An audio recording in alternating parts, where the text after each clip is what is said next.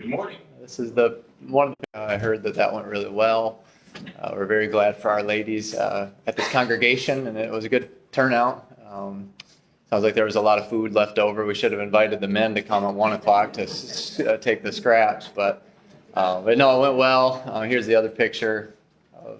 They're asking if anyone was visiting, but yeah, it turned out really well. A couple of the people said about the decorations, like, man, it looks like a baby shower or a wedding. I said to Betty, I said, can you imagine if we had a men's day, what the decorations would look like? And she said, it would look just like it does on Sunday, Travis. So but I'm glad that was a success, and we thank all the ladies for participating in that. So we're going to keep going with this lesson series on the Church Treasury. Today, this is part 3. So we've been studying this after Christians put into the congregational treasury on the first day of every week, as authorized in 1 Corinthians 16, 1 and 2, to lay by in store as we prospered. We've been studying, going through this outline of how a church may use those funds once it's then in the church's possession. How can you use it? How can you not? Disagreements have been made over this, and people have really gotten into heated discussions about, no, you cannot use the money for this. You can use it for this. We're addressing many of the claims of the anti-brethren, as we've heard them called before, who are opposed to some things that we believe biblically they ought not to be opposed to with regards to how you use the money. And we disagree on other stuff not related to money. But for example, as we discussed the last couple of weeks of cooperation between churches, congregations, passing money from one congregation to another, they would be opposed to that to certain degrees. And we concluded that Christians may cooperate, and that was last week's lesson, with other Christians. Anywhere in the world where a need or a good work arises, we can send our funds, or we can send it over to this congregation if they need it, and as long as they're teaching soundly, we may do that. So we're going to study that a little bit more in the intro here, kind of half of this lesson, and we're just going to talk about that a little bit more. So we concluded that whatever the local church may use its funds for, we may also then send funds to other congregations anywhere in the world to support those same causes at different locations. It's okay to do that. But the problem with some seems to be this idea of giving to congregations versus giving to individuals. They claim that churches in Scripture were not giving to other churches; they were giving to individuals in the kingdom. They said you can do that, you can cooperate in that sense, but one congregation can't give to another. But I disagree with that concept. I think we should disagree with that, because it severely limits us if we can give to other congregations and use our funds to help other groups, then we should. Now, we already talked about the context of Acts chapter 11 and 1 Corinthians chapter 16, where we learned that of that great famine that would hit Judea in the ancient world as the Holy Spirit warned the early Christians. And Paul, in his efforts as he preached the gospel to the Gentile churches, he urged those Gentile congregations who had their own autonomy. They were separate and apart from the church in Jerusalem and the churches in and around Judea. He wanted the Gentile churches to send funds to the churches in Judea. Acts chapter 11 verse 30 says this, they also did. They did it. And they sent it to the elders of the churches in Judea by the hands of Barnabas and Saul. In 1 Corinthians 16, 1 and 2, we learned that the individual contributions of the church at Corinth, for example, they were all put into the church treasury on the first day of each week, and they were storing up. It was a group effort. They were then going to send the money down over to the church in Jerusalem. So that money would then be sent to the elders who were over an authority of the church and the Jerusalem congregation. Thus, what you have is the Corinthian treasury money being sent, and then it became part of the Jerusalem treasury money, which that's what they're opposed to. So we say, we don't really know why you're opposed to that. Some anti-brethren argue, well, if a congregation does that, then they lose their congregational autonomy when they send funds to another congregation, because then they have authority over your congregation's treasury money. They're going to make decisions about how it's used, and thus you lose your autonomy. And so you just have to then trust that they're going to do what's right with it. Once it leaves your possession, you got to just trust them. My comeback to that argument logically as well, is that not exactly what happens when you would donate to an individual Christian as well. Same logic. For example, think about sending money, treasury money, overseas to a trusted missionary, one individual who is preaching the gospel over there. You send it to him, which they're not opposed to that. One of our few missionaries that we send money to is Brother Samson, who has visited here. He's one of our India missionaries, and he's preached here a few times. Well, when we send aid to Samson in his work, are we not thus trusting Samson to be a good steward of that money once it's reached his possession, and he's going to use it to help him preach the gospel? In the same way, even when you support me as your local minister here, are you not trusting me to use the money wisely in my own personal life once it's in my possession? This congregation puts me on salary. I always say, no matter how much you guys give, I'm getting the same amount, so don't worry about that. But once it's in my possession, once I'm paid for the work I do, I simply become a steward of it. I can pay for my car with that money, pay for my house, go to a restaurant with it. I can even save some of it. We can go on vacation with some of the money. The concept is, do you trust who the money is going to, that they're going to use it for the Lord's cause, whoever we're going to support? And so it is with another congregation. Why is it not the same concept in the brotherhood? When Corinth, for example, sent funds to the congregations of Judea, they were thus trusting that the brethren in Judea, overseen by the elders, would use that money right. So yes, either when an individual or a congregation sends its money anywhere and it's received by them, you no longer have direct oversight once it does leave your possession. It's a gift. It becomes a gift to somebody else in the kingdom, aid for a specific reason.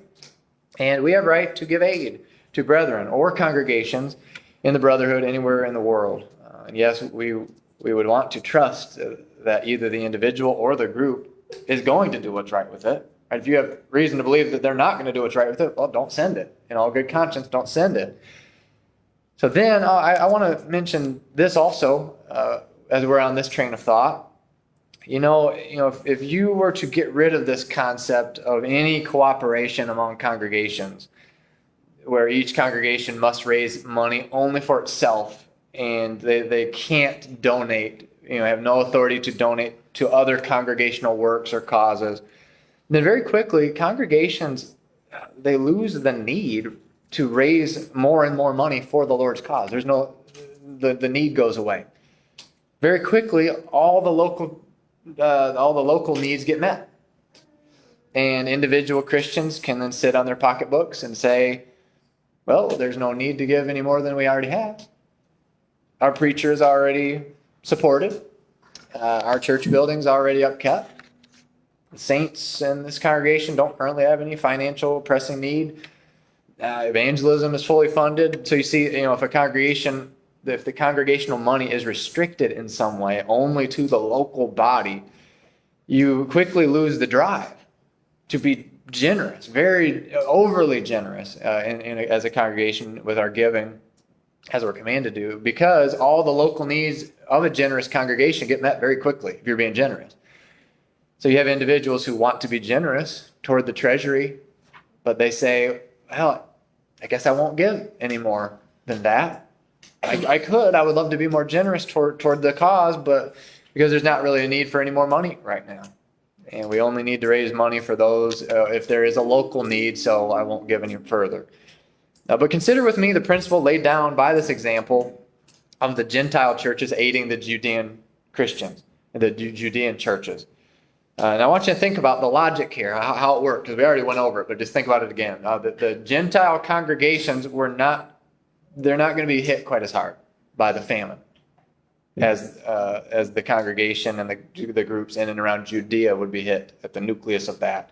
Thus, the Gentiles were able to supply aid to Judea when the time came.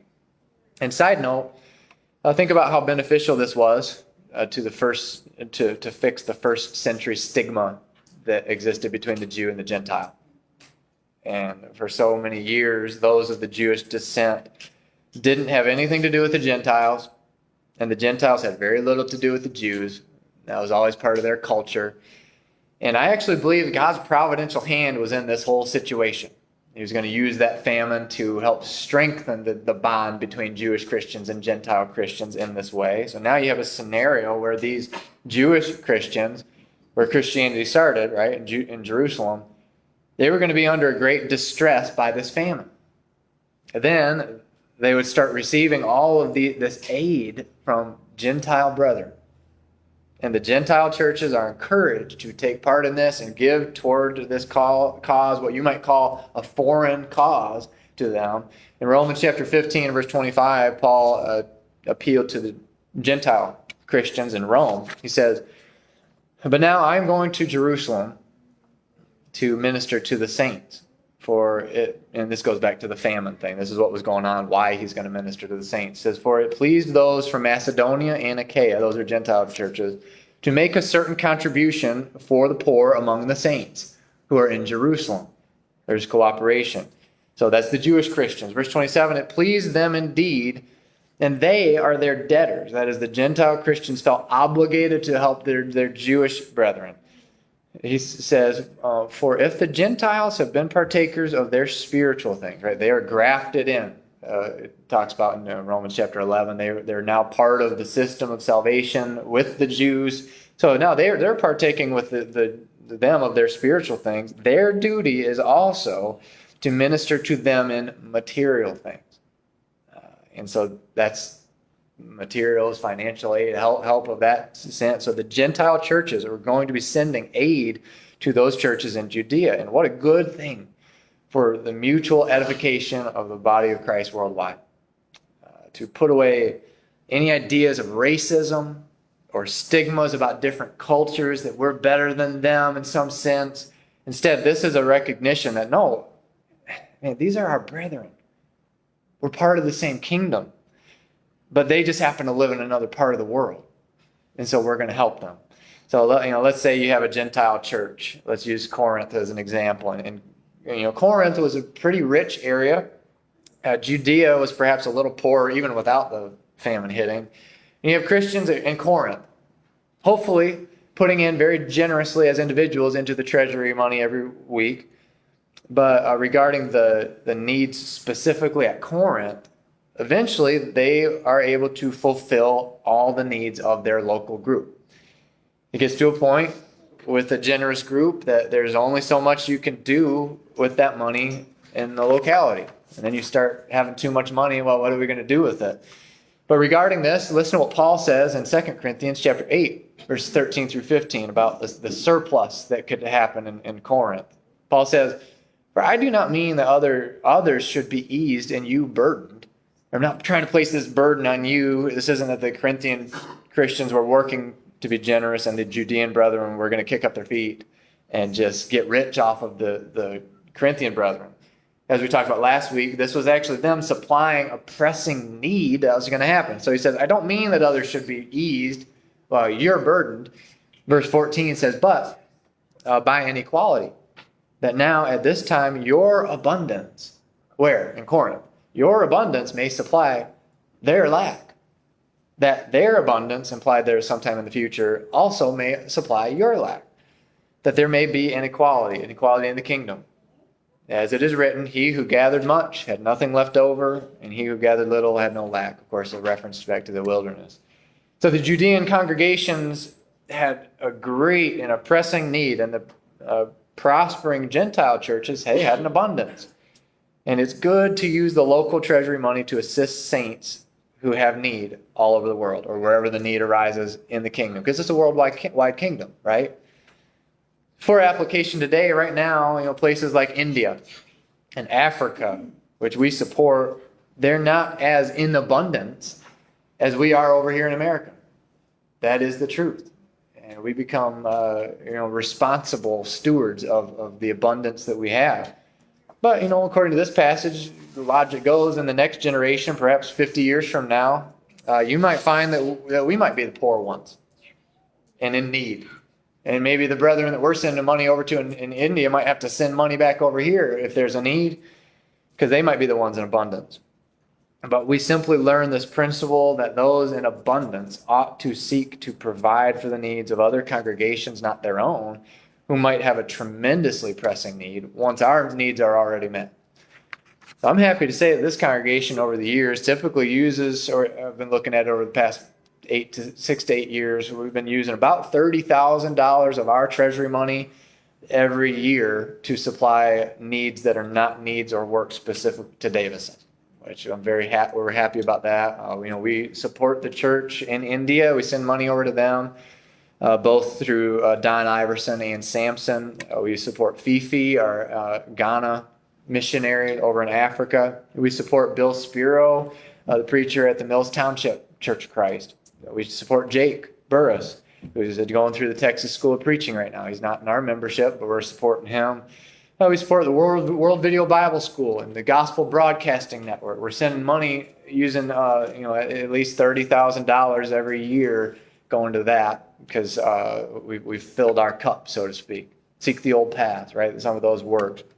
So yes, we need to continue to push the envelope with our generosity because we're doing this. And the more we give, the more we can give to these other causes. So knowing that the more we give, the more money we'll be able to give to the Lord's cause across the world. And hopefully, we do that. Hopefully that's our goal. You say, we get a new church building. Well, we're not ready for a new church building right now. We can hardly fill this room. So, it looks good today, but we can, and for the time being, we can use it for some of these other reasons. So, because, if you take out the concept of cooperation, you quickly realize that there's not a need to give to the Lord's cause anymore once our needs are met. But instead, if we understand that the second that our cup congregationally starts pouring over with abundance, we can then use our surplus to pour into other works, other congregations throughout the world. And then our drive to be generous it stays present. There's actually a need to continue just being generous. And if we know that the money is being used wisely, you can pour generously into these causes. So someone actually told me recently that when it came to anti-churches, that many of them are actually, he's found, because there's a lot more of them down in Texas, the brother I was talking to, he said, they're actually not very generous when it comes to giving to the church. And why would that be? Well, it's because once the preacher's paid, once the building's upkept, what other local needs are there? You get this big pile of money that you can't really use. And so many, because of this mindset, they step back on their generosity toward the church, and it just felt like there wasn't you can't really do anything with it at that point. But we must not let generosity go by the wayside with this mindset. Well, all of our needs are met here in the congregation at Davison. We don't need to be generous. 2 Corinthians chapter 8 will forever encourage bountiful giving in the kingdom, whatever generation. In each congregation, giving on the first day of the week, and that those who sow bountifully will reap bountifully. Those who sow sparingly will reap sparingly. And so this is the concept of financial giving.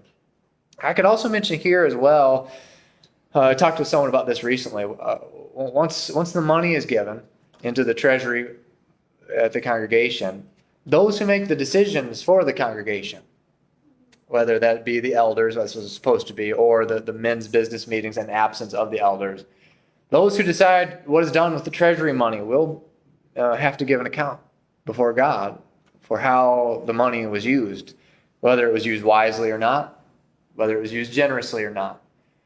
And so we are stewards. We are stewards when we make those decisions as a congregation and the leadership to do that. And may we always seek to be great stewards of the treasury money at Davis, and that our members might feel in good faith that they could give to it and that we can use it wisely. Those are some of the things on the topic of cooperation I wanted to keep going with this morning before I just got back into the lesson outline. So now let's continue with our outline for the last third, really, of this lesson. I won't draw this out too long, but now we'll keep going. So we left off on point number 4 of this outline. The local church may give its treasury money to, number 1, a needy saint that is in their congregation. Number 2, a laborer working for their congregation. And number 3, a needy saint. Now, this is what we've been talking about in any congregation in the world. We can give our treasury money to a needy saint.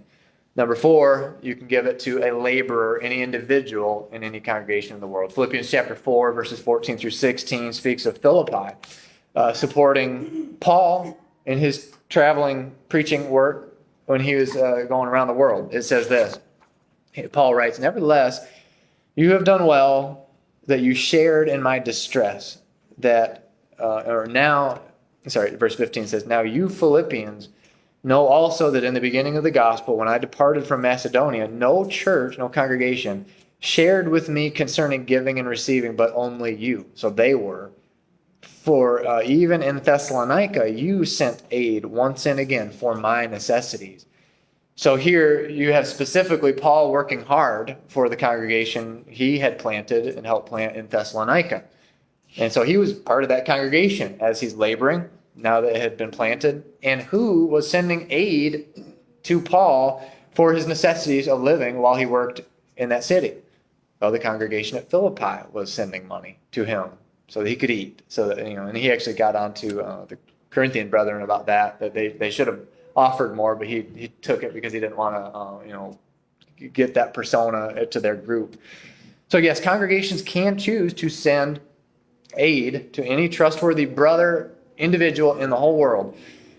And we note again that there is a certain level of trust you are putting into that individual you send the money to.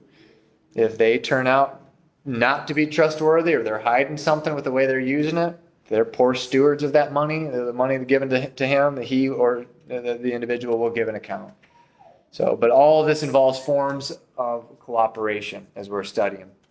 Now, next point, number 5, I think we just established this point as well already and fully enough, but I'll just put it in here for the outline's sake. A congregation may give its treasury money to, now we're going past the individual. Now, any sound congregation in the world, we could pass our money to any congregation in the world to aid a specific need or to aid in some good work that congregation is doing. So we see this and that the Gentile churches were supporting the congregation in Jerusalem. There was a good work that was going to be taking place. There was a need in Jerusalem that their congregation in Jerusalem could not supply in and of itself. But what about this concept of good works in the kingdom? How about training preachers? Talk about direct commands, approved examples, necessary inferences. This is certainly a good biblical work linked to a direct command. 2 Timothy chapter 2 and verse 2, Paul wrote to Timothy. He said, "And the things that you have heard from me among many witnesses, commit these to faithful men who will be able to teach others also." So now you'll notice that the specific of the command is to commit the teachings of Christ unto faithful men. Well, for what purpose? So that they may be equipped to go out and teach others also. And so you're training teachers and preachers is the idea of that passage. And you know what? Following this command can be done in a number of different ways, can it not? And we get into matters of expedience for how you can do it, different methods. So you'll notice that the command didn't tell the how, it simply told the what. The what is to train up sound gospel teachers and preachers. The how is completely a matter of expedience. So suppose any knowledgeable man in the Lord's church, here's one way you could do it, an individual man decides to take any younger man under his wing in his own congregation.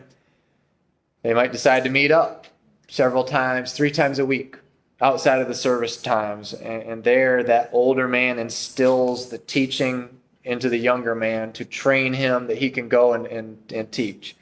Or it might be that a congregation offers a class for the young men at their own congregation, maybe even a whole curriculum for the young men in the congregation, and it kind of becomes a preacher training course. Or how about this? Let's say a congregation gets so established in this, they start getting good at it, and they made a lot of preachers through their congregation that, let's say they start taking in young men from across the country or across the world, moving them there. Let's say that they seek to provide them living quarters while they're staying there so that they can, as we would say, go to school, be schooled in how to be a preacher. And that's how preaching schools begin, right? Well, when the local congregation takes on a good work in that locality, take note that they may petition for funds from other congregations, as we've been studying, to aid the effort that they're trying to do. Jake Burris is going to the Texas School of Preaching.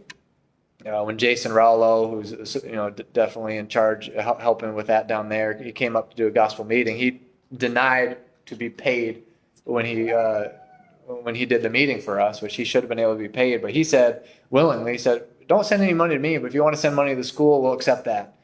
And so we sent money. We sent our treasury money to aid in the Texas School of Preaching because we felt that that was a good work. So all the questions need to be is this. Number one, is it a good work? Are they doing something for the kingdom's sake? And number two, do we feel that we can trust the brethren who are in charge of the good work?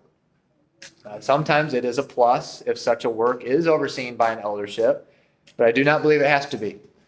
And that's something people get hung up on sometimes too. Do you have to have an eldership overseeing a work in order to give to it over another congregation? I mean, suppose we support, and again, just another individual preacher who preaches that for a small congregation. He might not be working under an eldership at that time.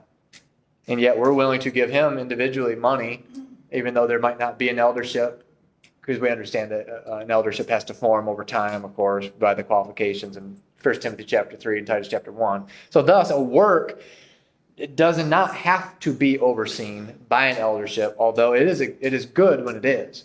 And that might be some people's deciding factor. This work isn't overseen by an eldership. This one is. I might give to that one, right? And that's okay to do it that way, but I do not believe it's sinful to give to a work if a congregation's doing something they don't happen to have elders at the time. So these works then, whatever it is we're doing, can be organized in many different ways. Let me go back to that illustration. So the works can be organized in many different ways. They can be, whether it's under an eldership at a congregation or not. It can be an individual who is participating in a work, and if he's trustworthy, we may support him. Maybe a group of men collaborating in a good work, and if they're trustworthy, if you feel that they're trustworthy, we may support them. You might also ask about broadcasting or publication. Let's just use, to give an illustration. Me, Justin, and my dad, we team up, for example. Let's say we start doing some kind of a teaching podcast. That'd be good to do. Or making videos with great teaching content, posting them on the internet. Let's say we do that. Or maybe we even pay for a time slot on the radio between the three of us.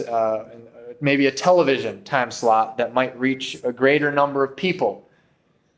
Well, if that type of work grows and it's successful, maybe there's baptisms, and starts doing well, it could be that other congregations, after this congregation might support us, maybe other congregations throughout the nation get on board with aiding us in the cost of broadcasting or preaching the gospel. Sure, why not? If it is reaching souls, or if it's likely to reach souls, churches can aid in anything in the kingdom they believe to be a good work in the kingdom. Got this summary offline. Just let me read it for the next thought we're going to go to. The Herald of Truth is a long-running religious media broadcast started in 1952 by the Highland Avenue Church of Christ in Abilene, Texas. It features national radio, television, and digital media programs focused on sharing Christian teaching. Now, I didn't look into the Herald of Truth, whether it's still sound. I think it is. I didn't really get to look into it, by the way. But in 1952, I believe for sure it definitely was. And I think it probably still is today. But now, this is part of what started what we often call the anti-movement. When they're talking about anti-cooperation, this kind of sparked the big controversy in this country in the churches of Christ. Some opposing brethren said, we don't like that several congregations are sending money to the Highland Avenue Church of Christ. And those elders are now in oversight of this money that came from all over. And this large work, it got to be millions of dollars, but they were forking it over into their program, reaching many different places. But that's too big for them to handle. They can't support it locally, so they're having to solicit funds from other places. They shouldn't be able to do that. My response to that is, well, isn't that the exact same layout of what happened in Acts chapter 11 when the elders at Jerusalem received funds from all different congregations for a work that was too big for them to sustain? It's exactly what it was. There were too many saints in Jerusalem who needed help, thus they could not support of their own group. So they could use aid that came from other congregations to help their congregation. And so in the 1950s, the anti-brethren, as they've come to be known as, made known that they were opposed to what started being called this, sponsoring churches. They'll use that terminology. Well, we just believe this is another expedience for doing the Lord's work in a certain way. Well, one way to accomplish more. They didn't think that there was authority for one congregation receiving a bunch of money to operate and work that they received from other congregations. But if you think about the concept of the Herald of Truth back in the 1950s, the more money that was given to that work at that congregation, the wider outreach their program could afford financially, because it would cost money. So thus the work could grow the more money they got, and that was what was happening. A bunch of money throughout the country was being, because they were doing a good job preaching the truth. So our question is, man, why would brethren in the church be opposed to sending aid to an evangelistic outreach at a congregation that would reach more people? Why would we be opposed to sending money to that? They simply didn't like this concept of the money being overseen by elders of congregation A that was sent from all. They say that you lose your autonomy. But hey, if it's a good work, if the elders are sound, then and if the work is prospering, we can send our money to that concept. So if the work is not a good work or false teaching is found in it, then don't send your funds there. It's really as simple as that. Lastly, then, is this concept of helping orphans' homes. Really, it's the same thing.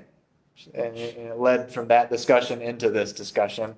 Typically, some Christian, usually a group of Christians, coordinate an effort to take in or house orphans in an organized effort, trying to fulfill, as we talked about last week, James chapter 1, verse 27.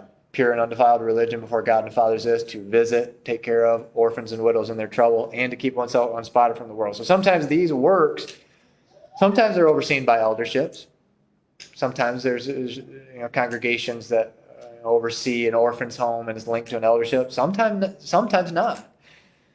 But here's where you get into you might have heard this terminology: institutionalism versus non-institutionalism. Those who have been in the Church of Christ for years may have heard that. So they say, you see, that organization that you have, it's separate and apart from the work of the local church. It becomes its own separate institution. So they don't like several churches giving to a cause of Christians, that group does all the work, because they say, well, individuals and congregations, they need to be doing the work. They need to be taking in orphans. We should take in orphans here, is what they would say. But all of this is just an expedience to efficiently get a job done. And typically in a well-run orphan's home that is taking part in James chapter 1, verse 27, each child will have a home, be put in a home with a mother and a father, and that they're Christians, they're going to parent them. That's a good setup. And they'll get a set of parents. And when the work becomes large, several different couples might start taking part in the work. Many moving parts arise. Sometimes you get the government involved, and they say, yes, you have to have a chairman. You have to have this type of organ. We do that here at this congregation. There's a chairman, but that's, biblically, we still follow the pattern. But with orphan homes, they can do so.